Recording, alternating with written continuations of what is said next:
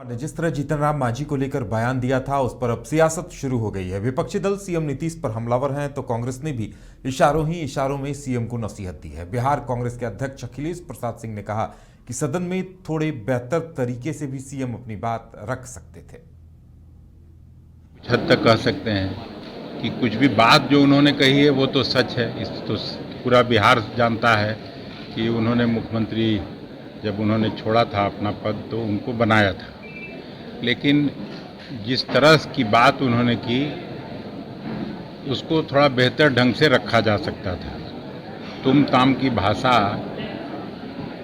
मर्यादा के अनुरूप नहीं है मुख्यमंत्री जी तो, लेकिन अब ठीक है। उस समय अब एक ऐसी स्थिति हुई कि उन्होंने गुस्सा में कुछ कह दिया, लेकिन जो बातें उन्होंने कही है।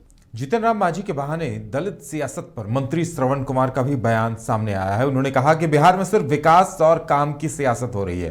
उन्होंने कहा कि जीतन राम मांझी को नीतीश ने ताज पहनाया, पर वो गलत दिशा में चले गए।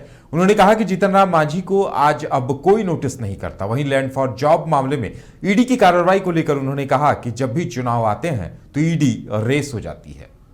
बिहार में विकास की सियासत शुरू है, बिहार में तरक्की का काम शुरू है और बिहार में आपस में मिल्लत, भाईचारा और प्रेम का काम शुरू है। बिहार में अब दूसरा कुछ नहीं टिकेगा, सिर्फ आपस में मिल्लत, प्रेम, भाईचारा और बिहार की तरक्की और बिहार में जो वंचित लोग हैं उनको आगे बढ़ाने की दिशा में जो बिहार की सरकार ने काम किया है वो आज बिहार के लोगों के लिए है और बिहार के लोग यही चाहते हैं। जीतन राम मांझी ने कल सर आरोप लगाया मुख्यमंत्री को कुछ विषैला पदार्थ दिया जा रहा है। अरे भाई, जीतन राम मांझी जी अगर सही दिशा में जाते तो आज ये हालत होती उनकी।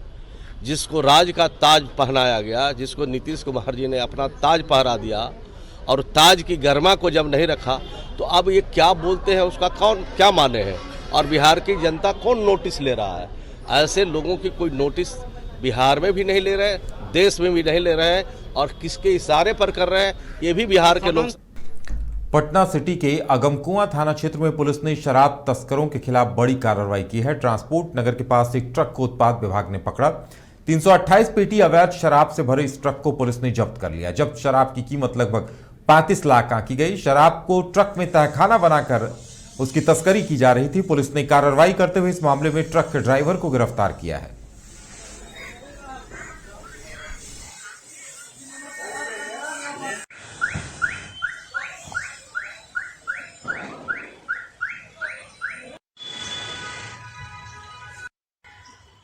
हाँ सर, कहाँ से शराब पकड़ा गया और कितनी?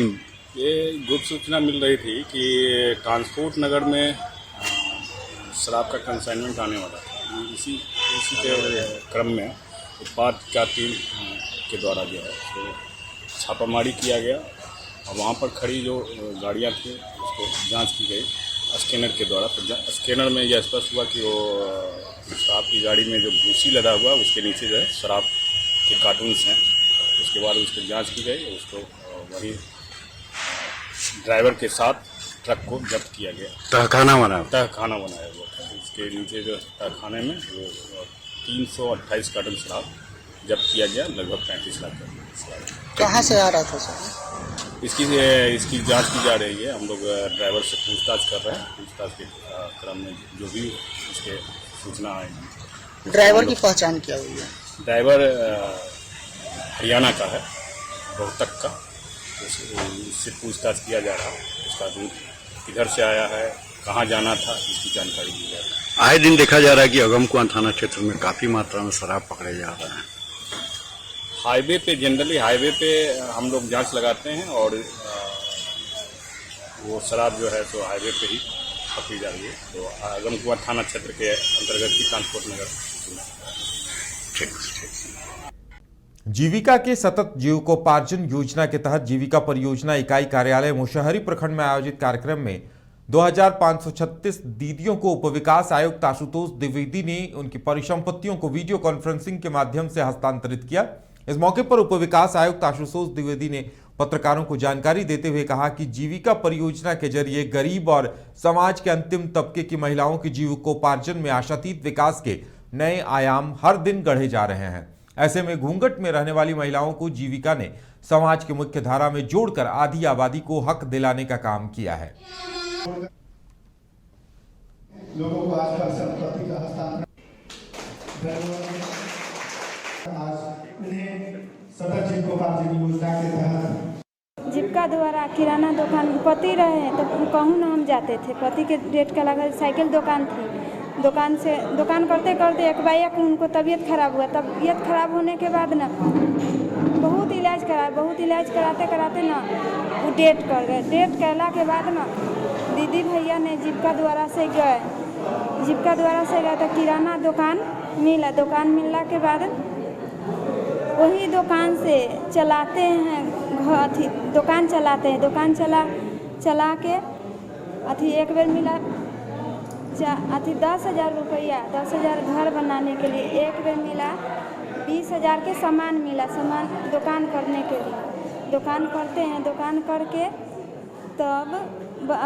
तब 7,000 रुपया मिला। महीने 1,000 रुपया, 1,000 रुपया से खाने पीने के लिए वो खाने पीने ले तब दुकान से कुछ पूंजी बढ़ाते, तब वो पूंजी हम दुकान में लगा के और पूंजी 30-40,000 के कर लिए। 30-40,000 के करके अच्छा से जीविका द्वारा अच्छा से चलते हैं।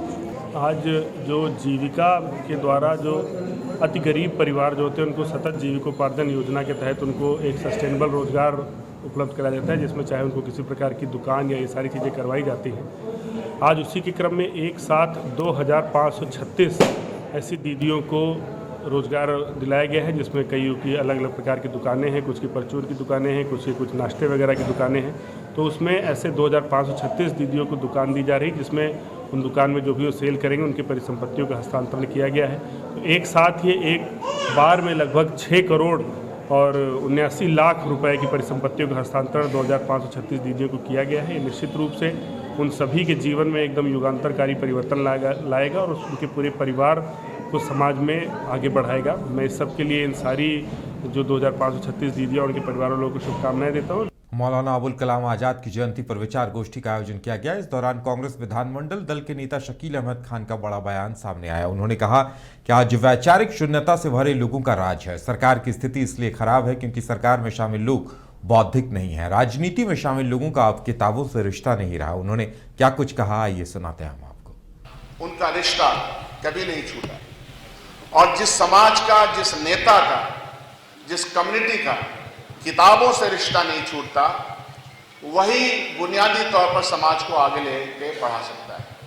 हाल के दिनों में हम देखते हैं कि हम सब लोग जो पॉलिटिक्स में हैं, हमारा रिश्ता किताबों और करंट अफेयर्स से, राजनीतिक करंट अफेयर्स तो हम जानते हैं, लेकिन दुनिया भर में क्या चल रहा है, क्यों चल रहा है, ये जो लॉजिक है, लॉजिकली जो सोचने का समाज बनना था, जो जवाहरलाल नेहरू कहते थे, साइंटिफिक टेम्पर का, वो सब आहिस्ता आहिस्ता खत्म हो रहा है।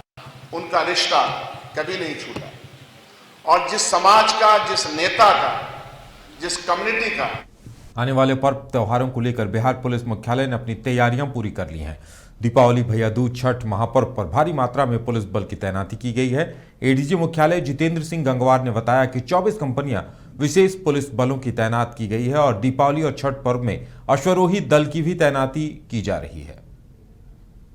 पर्व त्योहारों में दीपावली, भाई दूज, चतुर्थ पूजा, लक्ष्मी पूजा, काली पूजा की जो अन्य उससे जुड़े पर्व हैं वो, और साथ ही साथ छठ महापर्व भी रहेगा। पुलिस के द्वारा, राज्य पुलिस मुख्यालय के द्वारा इनके शांतिपूर्ण समापन और पारंपरिक उत्साह के साथ में सभी त्योहार मनाए जाए, उसके लिए पर्याप्त व्यवस्था कर दी गई है और बलों का भी उचित प्रबंधन कर दिया गया। मैं बलों के बारे में आपको जानकारी देना चाहूँ। 24 कंपनी बिहार विशेष सशस्त्र पुलिस की इस कार्यों के लिए पुलिस मुख्यालय से डिप्लॉय की गई है। इसके अलावा सिपाहियों की भी लगभग 24 कंपनी बल उपलब्ध कराया गया है। उसके अलावा करीब 13,000 अन्य जो पुलिस कर्मी हैं उनको डिप्लॉयमेंट किया गया है और 4,700 होमगार्ड को भी इस कार्यों के लिए डिप्लॉय किया गया है। इसके अलावा लगभग 260 पुलिस पदाधिकारियों को भी पुलिस मुख्यालय से डिप्लॉयमेंट उनका किया गया है। इसके अलावा अश्वारोही बलों की भी 5 टुकड़ियों को हमने इस कार्यों के लिए डिप्लॉयमेंट किया है। छठ महापर्व के पूरी तैयारियों के क्रम में मुख्य रूप से बल का प्रबंधन, भीड़ का रेगुलेशन, ट्रैफिक व्यवस्था और खतरनाक घाटों की पहचान करना, उन घाटों पर नाविकों और गोताखोर लोगों की पहचान कर बचाव दल उपलब्ध कराना, मेडिकल रिलीफ, साफ सफाई, अन्य ऐसे बहुत सारे बिंदु हैं जहां पर पुलिस प्रशासन लगातार फोकस है और सभी को इस दिशा में उचित कार्रवाई करने, लगातार मॉनिटरिंग करने का निर्देश दिया गया। इस अवसर पर काली पूजा और लक्ष्मी पूजा के लिए लगभग 5000 प्रतिमाओं को भी विसर्जित किया जाता है। उनके लिए भी पर्याप्त व्यवस्था और उनके लिए रेगुलेशन हम लोग बना रहे हैं, जिससे कि हमारी प्रतिमाएं भी शांतिपूर्ण तरीके से विसर्जित हो।